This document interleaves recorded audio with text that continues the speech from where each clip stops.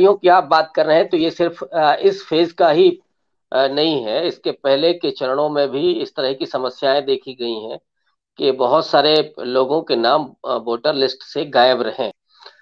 लेकिन मुझे लगता है कि उसमें आप सरकार को दोषी नहीं दे सकते। केवल जो राजनीतिक दल हैं उनकी ये जिम्मेदारी थी कि वो वोटर लिस्ट को चेक करते, उनके कार्यकर्ता, और जिसका नाम नहीं है वो उन नामों को शामिल करवाते।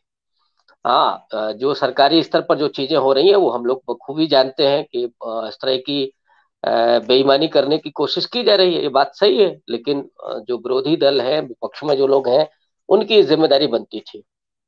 बहरहाल ये जो चरण है आपका चौथा, इसमें आप देखिएगा लखनऊ से लेकर के और बांदा तक एक तरफ था, दूसरी तरफ लखीमपुर खीरी का तराई इलाका, पीलीभीत, इन इलाकों में दो तीन चीजें महत्वपूर्ण हैं कि वहां पर ब्राह्मणों का भी कहीं बाहुल है, कहीं पर दलितों का बाहुल है। ये वो इलाका है जहां 27% दलित आबादी है, और साथ ही साथ पिछड़ों की उसमें कुर्मी भी बड़ी तादाद में है, थोड़ा सा मौर्य भी कहीं कहीं दिखाई पड़ता है, यादवों की भी संख्या है, और जो अति पिछड़ी जातियां हैं वो भी छोटे छोटे पॉकेट में है।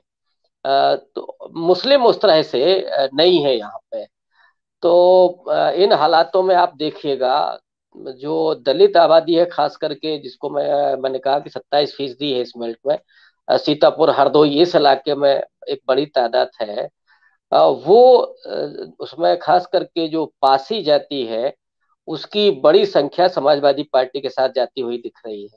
लेकिन जो जाटव है वो बीएसपी के साथ है, पासी का कुछ हिस्सा बीएसपी के साथ जा रहा है, अगड़ी जातियां वो जाहिर तौर पर भारतीय जनता पार्टी के साथ हैं। लेकिन जहां पर प्रत्याशी है, जैसे लखीमपुर खीरी की जो सदर सीट है वहां पर ब्राह्मण प्रत्याशी है बीएसपी का, और वो वहां पर वोट ब्राह्मणों का बीएसपी के साथ जा रहा है।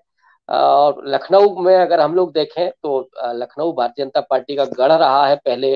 पिछली बार एक को छोड़कर की सारी सीटें बीजेपी के पास थीं, लेकिन इस बार जिस तरह की वोटिंग हुई है उसमें बहुत सुस्ती देखी गई है। हालांकि हम लोग ये कह सकते हैं कि शहरों में तो आमतौर पर पहले से भी कम वोटिंग होती रही है, लेकिन इस बार जो भारतीय जनता पार्टी के कार्यकर्ता और जो उनके समर्थक हैं उनमें जो सुस्ती दिखाई पड़ रही थी वो इस बात को साबित करती है कि भारतीय जनता पार्टी के लिए लखनऊ की जो सीटें हैं वो बहुत आसान नहीं है, बावजूद इसके कि वो उसका गढ़ रहा है एक तरह से। यहाँ पर भी समाजवादी पार्टी को कहीं बीएसपी को अच्छा वोट मिल रहा है, लेकिन ये रिजल्ट पर कितना निर्भर करता है या ये जीत में तब्दील होगा, ये कहना मुझे लगता है कि मुनासिब नहीं है इस समय। तो इस चरण में भी पिछले 3 चरणों को अगर आप देख लें तो उसी तरह की करीब करीब वोटिंग हुई है। और मुझे लगता है कि जो समाजवादी पार्टी गठबंधन को जो एज मिला हुआ है वो इसमें भी आगे बढ़त दिख रही है।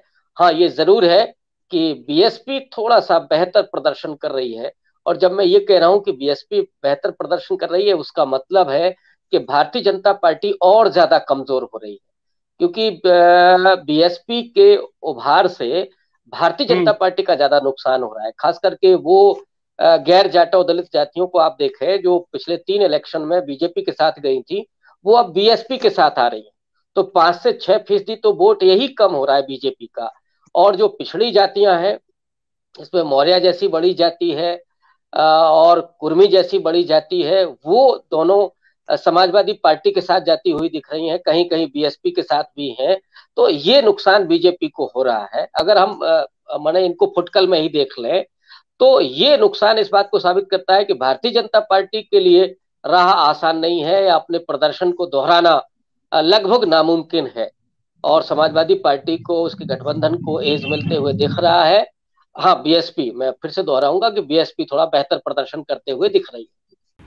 और आप हमसे जुड़े रहने के लिए सब्सक्राइब करें YouTube पर, फॉलो करें ट्विटर पर और लाइक करें Facebook पर। और ज्यादा जानकारी के लिए आपको टाइप करना होगा सिर्फ न्यूज नशा।